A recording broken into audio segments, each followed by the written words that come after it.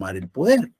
Bueno, pues entonces cuando se da un golpe de Estado se dice que lo que se tiene es un gobierno de facto, un gobierno de hecho, un gobierno que por la fuerza llegó y se hizo del poder. Eso es lo fáctico, los hechos.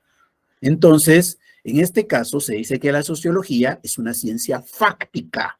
Es una ciencia fáctica porque estudia los hechos. Ahora, ¿qué pasa con el derecho? Al derecho no le preocupan los hechos. Al derecho lo que le preocupa son los valores. Por ejemplo, ustedes están por estudiar o por repasar su derecho penal, están por examinarse derecho penal, y allá en derecho penal, como también ocurre en derecho civil, realmente los hechos no son una preocupación. Por ahí dirían ustedes, sí, pero cuando nos ponen a tipificar y entonces nos dicen los presupuestos y que con base a esos presupuestos, digamos, qué delito se pudo haber cometido, bueno, pero la verdad es que la preocupación real del derecho no es tanto los hechos que haya realizado, los actos a los que haya llegado ese criminal. La verdad es que al derecho lo que le preocupan son los valores. Y por ejemplo, cuando ustedes estudian el homicidio, las lesiones, normalmente están preocupados por aquellos delitos que lo que buscan es de alguna manera castigar a aquellas personas que tienen conductas que afectan ciertos elementos, ciertos valores, por ejemplo, la vida, ¿verdad? Entonces, todo aquello que afecte la vida, en algún momento hay conductas que vienen los legisladores y las empiezan a incluir dentro del derecho penal. Entonces, la verdad es que la preocupación del derecho tiene que ver más con la preservación de los valores de la sociedad. Eso es lo que se busca, la protección de los valores. Los hechos por sí mismos no son lo fundamental cuando uno estudia derecho. Y precisamente por estudiarse más el tema de valores, es que el derecho es una ciencia axiológica. El derecho no es una ciencia fáctica, el derecho es una ciencia axiológica.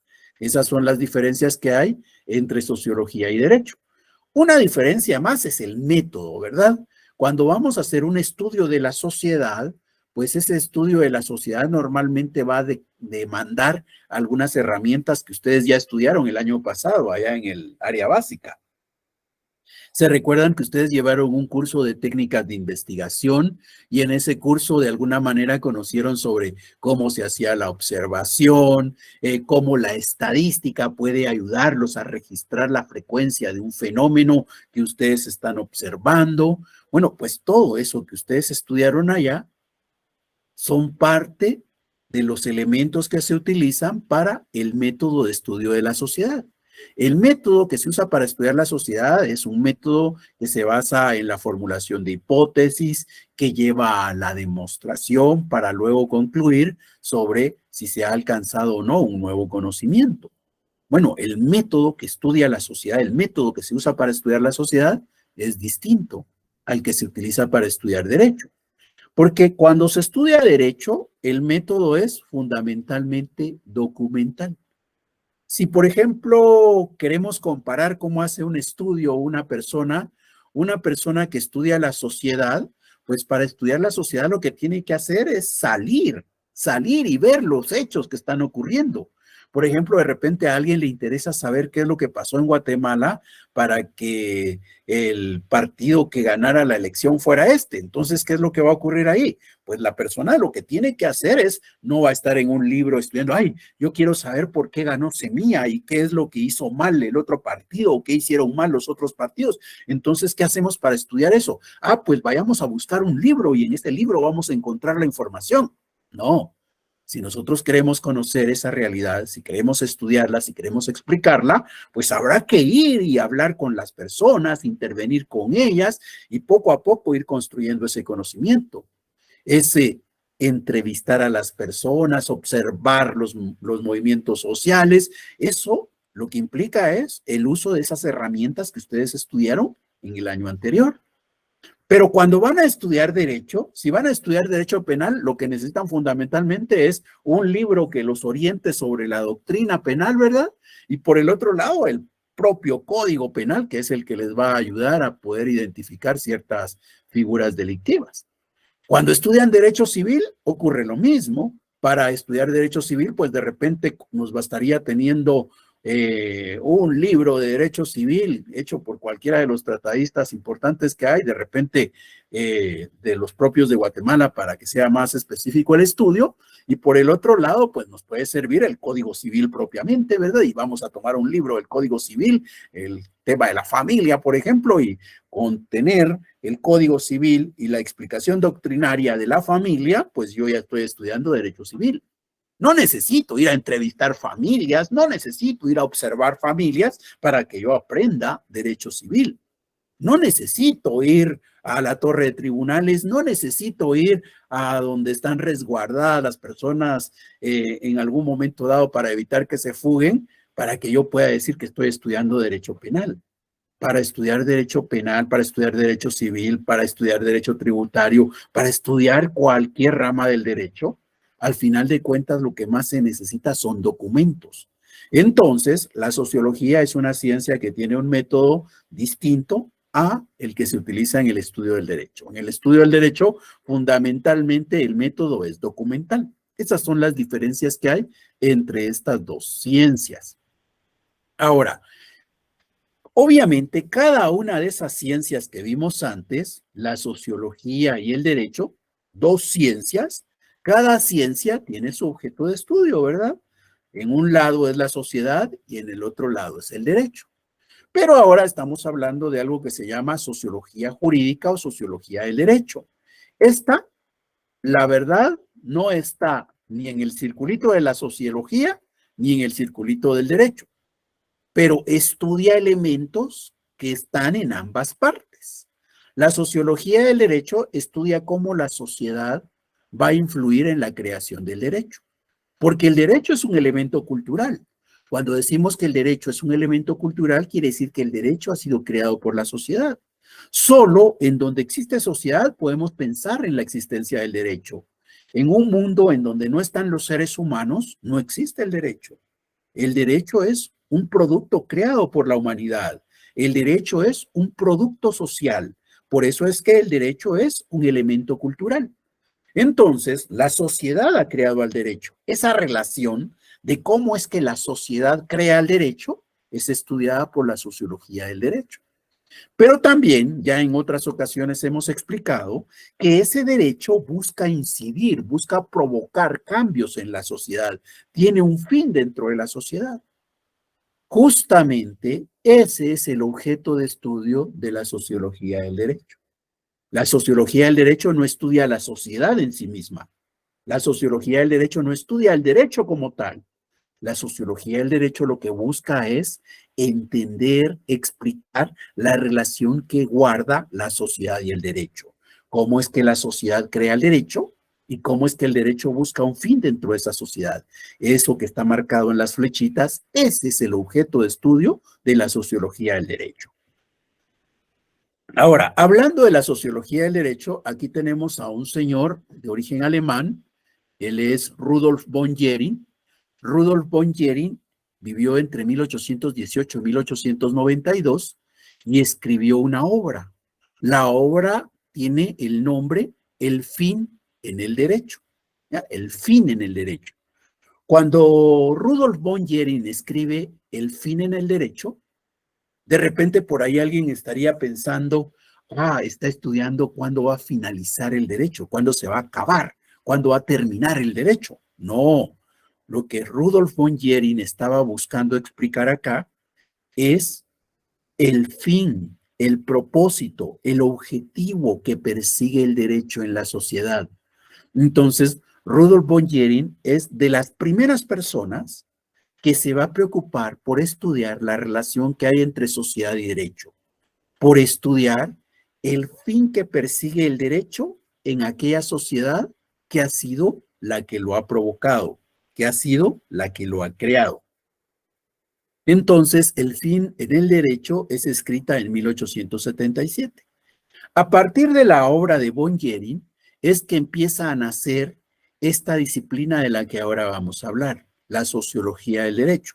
¿Se dan cuenta?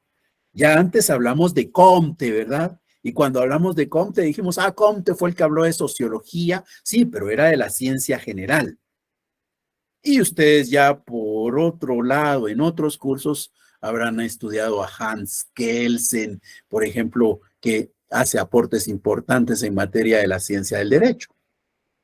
Bueno, a nosotros no nos interesa ni lo que es sociología ni lo que es derecho como ciencias, sino la relación que hay entre sociedad y derecho, que es estudiada por esta disciplina y que su estudio comenzó en 1877, cuando von Jering da a conocer esta obra, que nos muestra la existencia de un objeto de estudio distinto, porque esa relación que estamos estudiando ahora no es estudiada por la sociología, tampoco es estudiada por el derecho. Entonces va a ser estudiada por una disciplina y esa disciplina se conoce como sociología jurídica o sociología del derecho.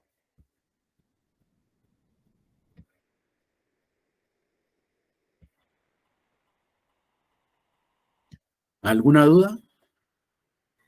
Sí, disculpe, es que me podría indicar, disculpe, ¿cuál es el objeto de estudio de la sociología del derecho? Disculpe. Ahí está en el dibujito. A ver, cuénteme. Explíqueme usted qué significan esas flechitas que hemos estado mostrando. Sí, lo que pasa es de que, disculpe, iba escribiendo, pero sentí que iba algo rápido, entonces ahí fue donde me atrasé un poco. Vaya, está bien. Pero cuénteme, ¿qué entendemos por eso de las flechitas? ¿Cómo interpretamos esas flechitas? Y aquí lo que todavía pude escribir fue de No, que no, no, la, no, no, no le pido que me lea, no, no, solo quiero que usted así interpréteme qué es lo que hemos ido hablando con relación a esas flechitas. No se preocupe por lo que haya escrito, solo respondamos a esto. sí que, bueno, aquí por lo menos con las flechitas, como que al final la sociedad y el derecho se necesitan, ya que la sociedad ha creado el derecho. Sí, la sociedad ha creado el derecho, ¿qué más? Porque ahí estaríamos con la primera flechita, la de abajo. ¿Y ahora la de arriba?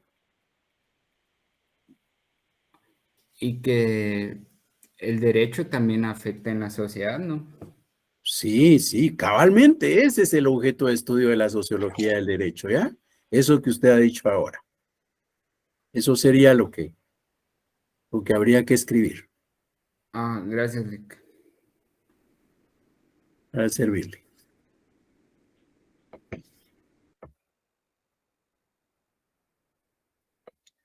Bien.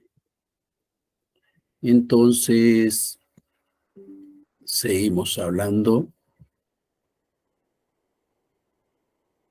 de la sociología del derecho.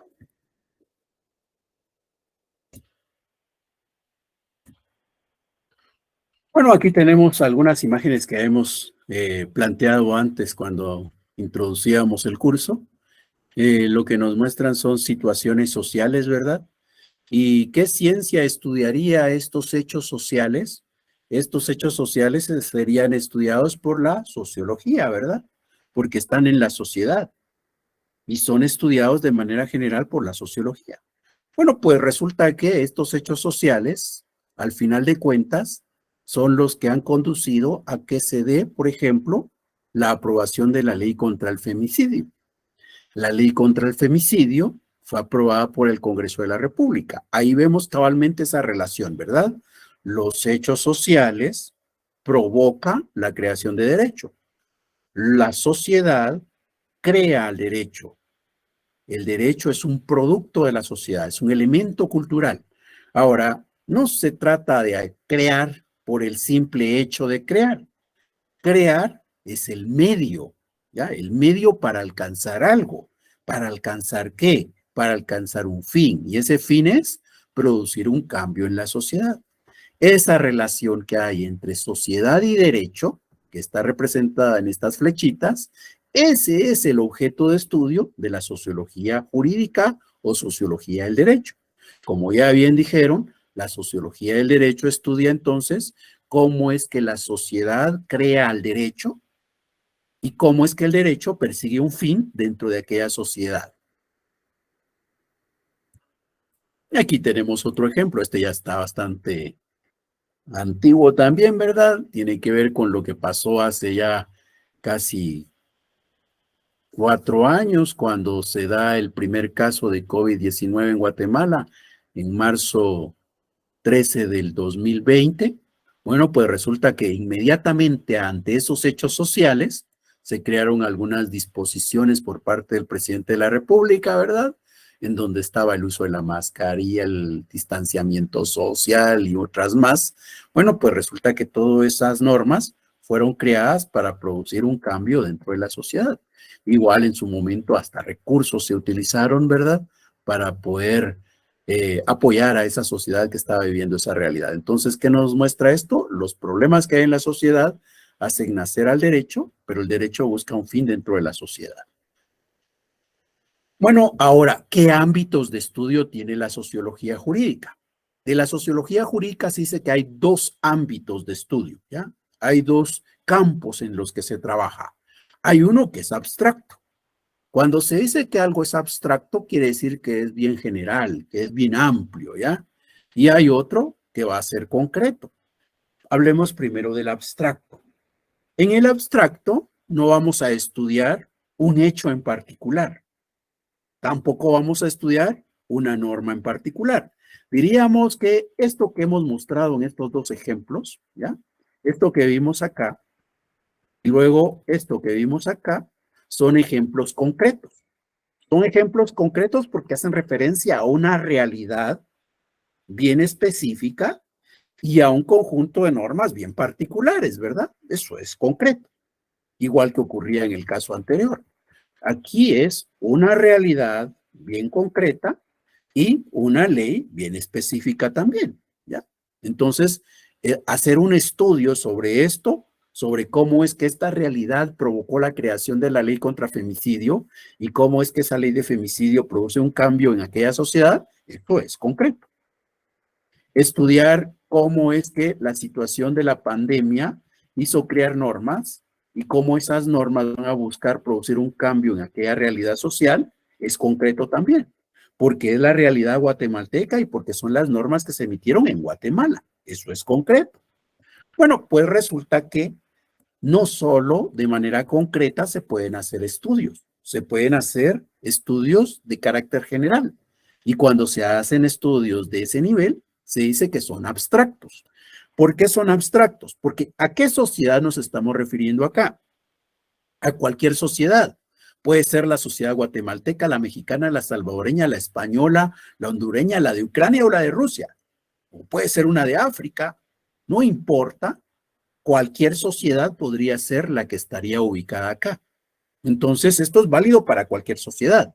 Y las normas que vamos a estudiar que surgen ahí también son normas que no son propias de una sociedad o de un estado en particular, sino son normas que podemos identificar en cualquier lado, que en cualquier país vamos a encontrar. No las mismas, obviamente, pero sí de repente muy parecidas.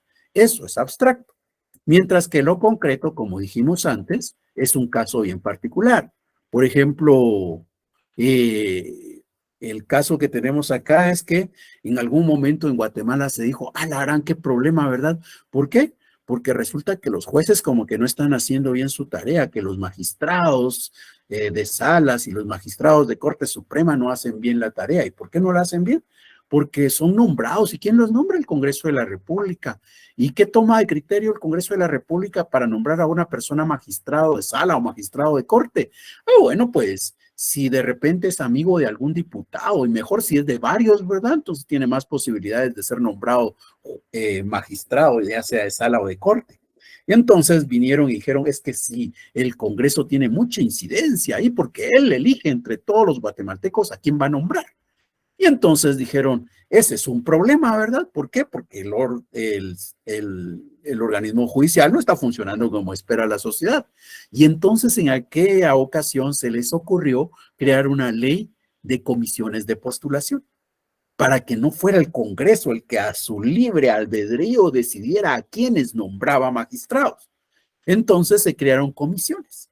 En las comisiones de postulación se iban a analizar los expedientes y la comisión de postulación le llevaba una lista al Congreso y le decían, mire, hemos estudiado todos los expedientes y entre estos es los que usted puede elegir. Ah, ¿qué hicieron ahí?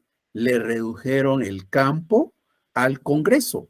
digamos que le limitaron el espacio entre los cuales podía elegir a quienes iban a ocupar los cargos de magistrados. Bueno, pues eso que estamos estudiando ahí es un estudio concreto. Es los problemas que tenía Guatemala allá por la década de los 90 y el camino que consiguieron para poder resolverlo. Ya la historia nos muestra que de todas formas fracasamos, ¿verdad? Pero esa fue la forma en que se trabajó en aquel entonces. Ya, entonces ese estudio que estoy describiendo acá es concreto. Es concreto porque se refiere a la realidad de Guatemala de aquella época y a las leyes que creó Guatemala en ese momento. Eso es concreto. Para que esto fuera abstracto, tendría que ser de carácter general, no propio de una sociedad. Y aquí tal vez vale la pena considerar algo que ustedes han estudiado en el derecho.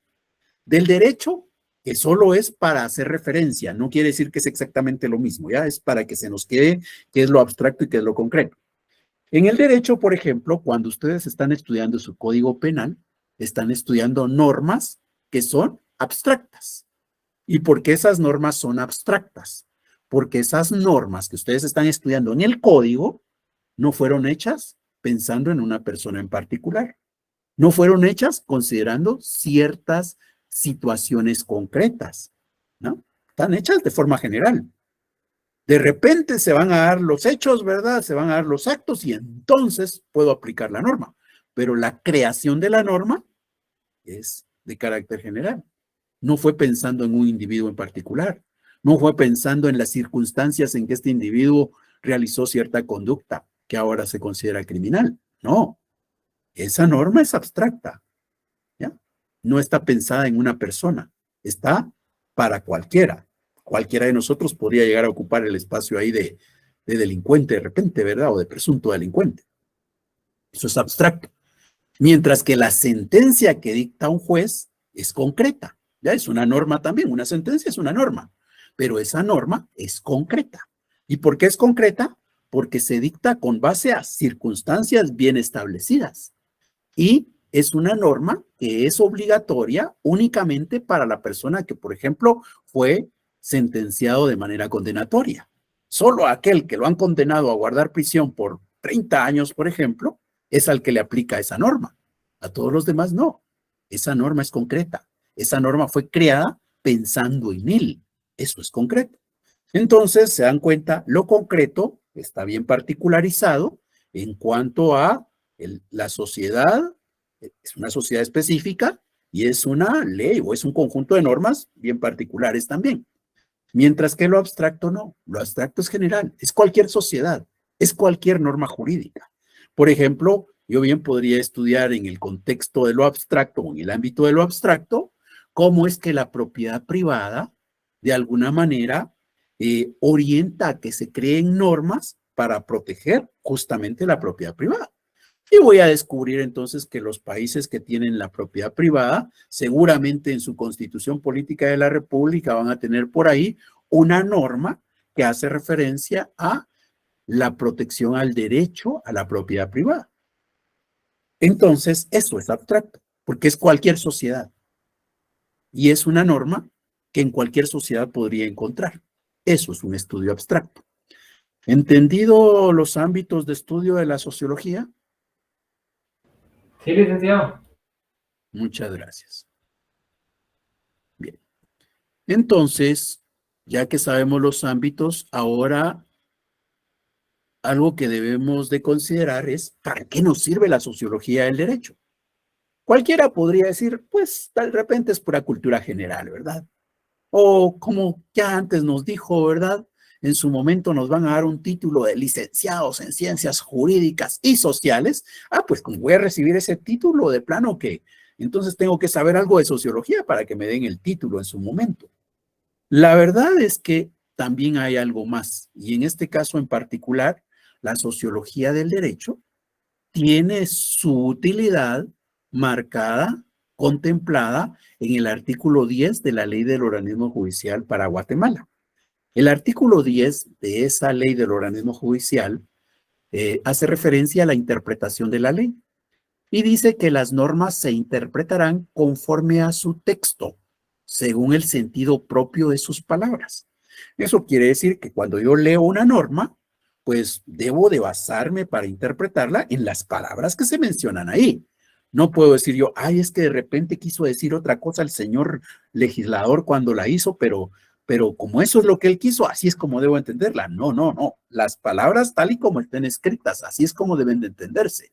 Ahora, lo que sí es cierto es que existen algunos momentos en los que aun cuando yo sé que debo de entender las palabras en cuanto a su contenido y que el contexto me ayuda a comprender toda la ley, el conjunto, bueno, pues resulta que aún así es posible que yo llegue a encontrar algunos pasajes dentro de ese texto, algunos pasajes que no son claros, algunos pasajes que son oscuros, algunos pasajes que necesitan de que yo vaya más allá del texto y del contexto.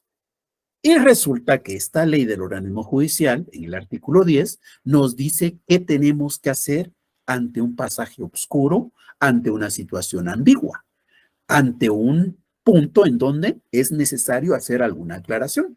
¿Y qué dice la ley del organismo judicial? Que son 4 las alternativas. Y en el orden, ¿ya? Dice en este orden, no es de que como no entendemos ahí qué quiso decir el legislador porque nos lo escribió mal, pues entonces usted decida cuál método usa para entenderlo. No, no, no. Nos dice, hay un orden. ¿Y cuál es el orden? La primera, dice, es hay que atender la finalidad y el espíritu de la norma.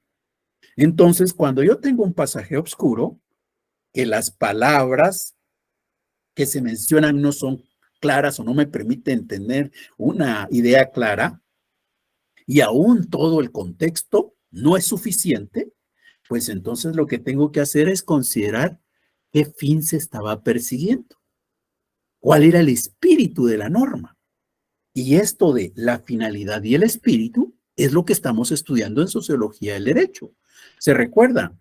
Ya antes hemos hablado, el objeto de estudio tiene que ver con cómo la sociedad hace crear al derecho. Pero cuando se crea el derecho se crea con un objetivo, con un propósito, con una finalidad. Esa finalidad la busca alcanzar en la sociedad. Entonces, si resulta que la sociedad ha creado al derecho, pero yo tengo aquí el derecho, tengo aquí la norma, y la norma tiene un pasaje oscuro donde su texto no me permite entenderla, donde su contexto me es insuficiente, pues ¿qué es lo que tengo que hacer para entender esa norma? ¿Qué es lo que tengo que hacer para tener claridad sobre cómo debo de comprender esa disposición? Pues lo que tengo que hacer es saber qué fin persigue la norma en aquella sociedad. Y con base al fin que persigue en aquella sociedad es que la debo de entender. Y después hay otros elementos, ¿verdad? Como el de la historia fidedigna de la institución, las disposiciones de otras leyes sobre casos o situaciones análogas, o el modo que parezca más conforme a la equidad y a los principios generales del derecho. Pero allí es donde está la utilidad de la sociología del derecho. La sociología del derecho nos va a ser útil porque cuando encontremos un pasaje oscuro, lo que tenemos que hacer es considerar cuál es el fin de la norma. Y el fin de la norma es objeto de estudio de la sociología del derecho o sociología jurídica. Bien, ¿alguna duda?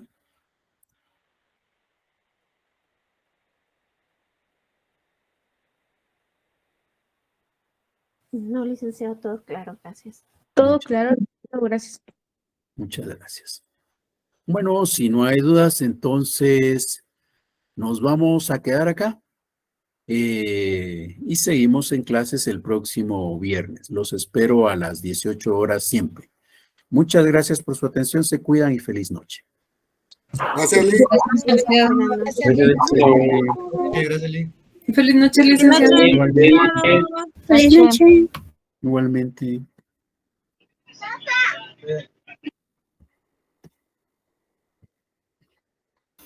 Buenas noches, licenciado. Igualmente. Buenas noches, licenciado, y con una consulta. Diga. Yo le expuse a coordinación mi caso sobre un examen extraordinario. Ah, ya, de acuerdo, no hay problema. Lo vamos a hacer el próximo viernes. Le voy a... Usted dejó su correo electrónico, ¿verdad? ¿Correcto? Yo le escribo a su correo. Va a ser, pero igual le cuento de una vez, es en Moodle el examen. Ya, en Moodle. igual que fue el ordinario. Entonces ahí va a ser el extraordinario. Usted va a entrar, en esta ocasión, como ustedes tienen clases ese día, lo vamos a programar para las 20:30. Perfecto. El viernes a las 20:30. Usted entra a Moodle, hace su examen y ahí superamos la situación. Viernes 20:30. Muchas gracias, licenciado. Para servirle.